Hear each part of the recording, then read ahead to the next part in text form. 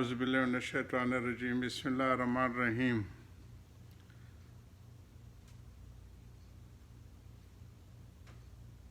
یہ آج جو ہماری صوم و صلاح پہ چل رہی ہے اسی کو ہم آگے بڑھاتے ہیں۔ یا ربی صلی وسلم دائما ابدا علی حبیبک خیر خلق کلہم۔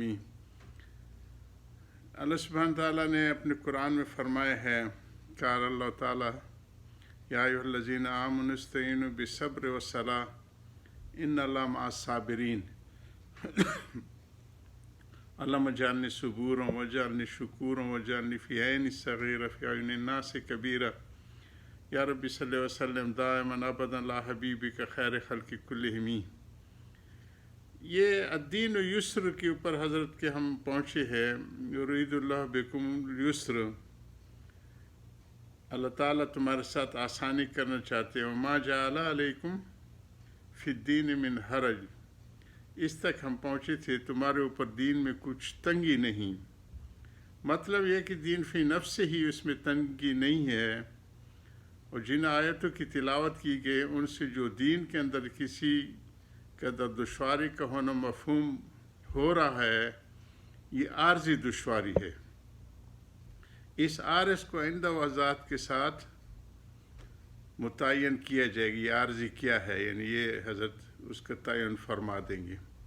مگر پہلے میں ان لوگوں کو شبہ رفع کر دوں جو دین کی فی نفس دشوار سمجھتے ہیں اور کہتے ہیں کہ ہم تو دین میں ایسی تنگی کا مشاہدہ کرتے ہیں جس کی وجہ سے دین پر چلنا بڑا دشوار ہو رہا ہے۔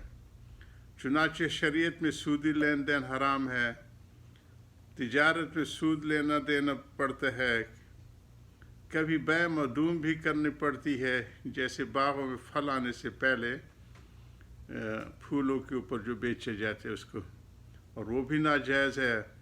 مختصر تجارت تو ممکن ہے، کوئی اہمیت کر کے اس سے بچ جائے، مگر بڑی تجارت میں بچنا دشوار ہے۔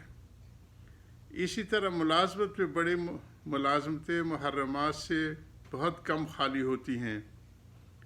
اسی طرح زمینداری میں کہیں عرف کی وجہ سے کہیں قانون کی وجہ سے شرعی تنگی لاحق ہوتی ہے۔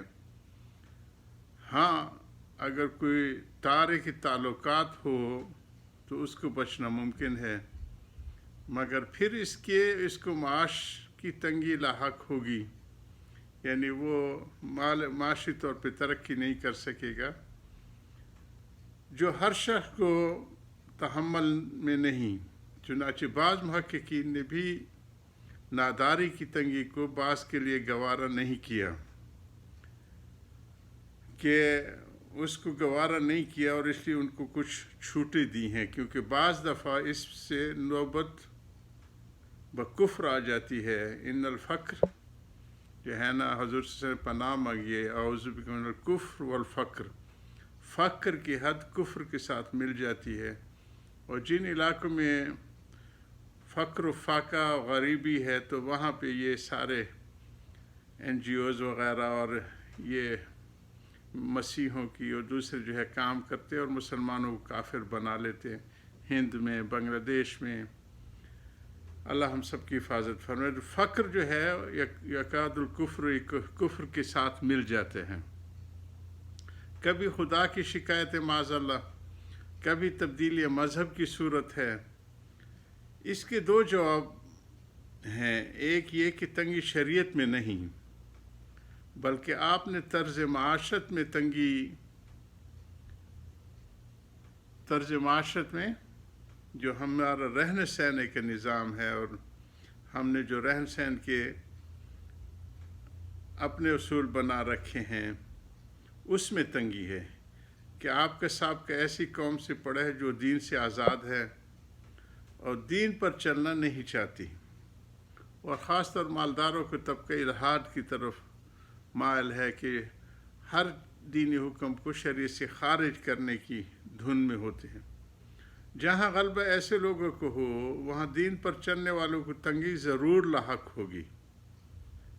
گو دین کے احکام کیسے ہی سہل ہوں آسان ہوں، اس کی ایسی مثال ہے کہ جیسے ایک عاقل احمقوں میں پھنس جائے تو اس کو مقتضائے عقل پر عمل کرنا دشوار ہوگا، خواہ وہ کیسا ہی سہل ہو، کیونکہ احمق لوگ اس سے مزاحمت کریں گے۔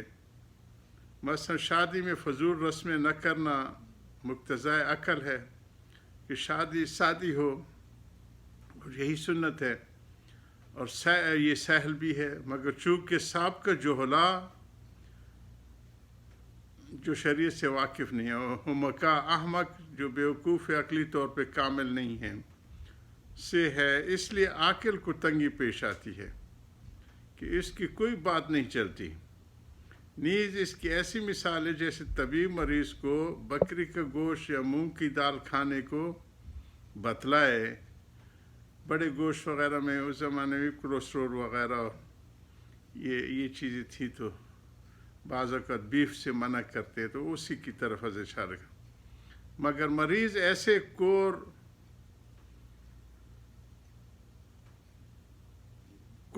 دہ کا رہنے والا ہو جہاں کچھ دستیاب نہیں ہوتے، ایسے علاقے میں ہو کہ جہاں کچھ نہیں ہے، انتہائی دیہاتی علاقہ، تو یوں نہیں کہا جائے گا کہ طبیب کی طب میں تنگی ہے، بلکہ یہ کہا جائے گا کہ شخص کا گاؤں تنگ ہے۔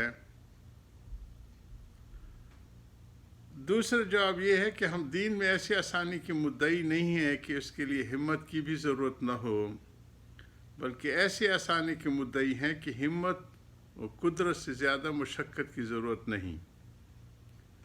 باقی کس قدر مشقت ضرور ہے، کچھ تو پاؤں اٹھانا پڑتا ہے، چلنا پڑتا ہے، جس کی وجہ سے ہمت کی ضرورت ہے۔ حق تعالیٰ خود فرماتے ہیں، حسب الناس ان یترکوا وان یقولوا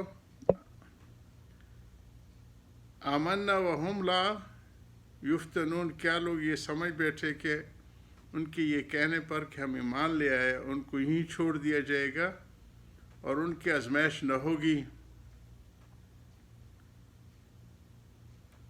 اور یہ بھی مشقت چند روزہ ہوتی ہے، چند دنوں کے بعد اللہ پاک آسانیاں پیدا فرما دے، پھر آسانی سے مبدل ہو جاتی ہے، بدل جاتی۔ چنانچہ لوگ دین پر چلنے والے ہیں، جو لوگ دین پر چلنے والے ان کو محسوس کرو، وہ اس کو محسوس کرتے ہیں، اور صاحب و دنیاوی مقاصد میں بھی تو کچھ نہ کچھ مشقت ہوتی ہے۔ آخر بی اے پاس کرنا کچھ آسان تو نہیں، مگر ہمت کے بعد سب آسان ہے۔ اسی طرح احکام اخرویہ میں جو آخرت کے جو اللہ کی رضا کے لیے میں کس قدر مشقت و مجاہدے کی ضرورت ہے، سردی میں اٹھ کے وضو کرنا صبح کی نماز میں، مگر زیادہ مشقت کی ضرورت نہیں جس کا تحمل نہ ہو سکے، ورنہ پھر ضعف کا مقتضا ظاہر ہوگا، کچھ بھی نہ ہو سکے گا۔ چنانچہ محقق کبھی ایسی مشقت نہیں ڈالتا جس کا تحمل نہ ہو سکے۔ جو بزرگان دین ہیں، محققین ہیں، جو اہل اللہ ہیں، وہ ایسی طالبین کے اوپر مشقت نہیں ڈالتے، جتنی ان کی تحمل ہوتی ہے اسی میں اس کو ساتھ لے چلتے ہیں، ورنہ پھر ضعف کا مقتضا ظاہر ہوگا، کچھ بھی نہ ہو سکے گا۔ چنانچہ محقق کبھی ایسی مشقت نہیں ڈالتا جس کا تحمل نہ ہو سکے۔ حضرت مولانا گنگوئی سے ایک دیہاتی بیعت ہوا، اور بیعت کے بعد کہنے لگا کہ حضرت آپ نے مجھے افیون کھانے سے توبہ نہیں کرائی۔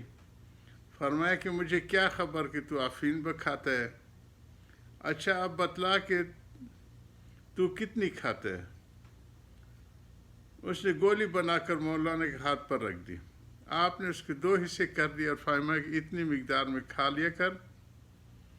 وہ کہنا کہ جب چھوڑنا ہی ہے تو آدھی اور کیا ساری، آدھی کیا اور ساری کیا، بس میں نے آج ہی سے بالکل چھوڑ دیے۔ یہ اس کی ہمت تھی، مگر مولانا نے اپنی طرف سے اس پر ایسی مشقت نہیں ڈالی جو تحمل سے باہر ہو۔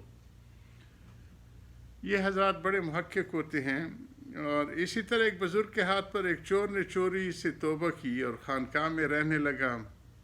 صبح کا خانقاہ والوں کے جوتے گڑبڑ ہو جاتے، ایک ادھر اس کا پولا فردہ رکھ دیتے، دوسرا دوسری طرف.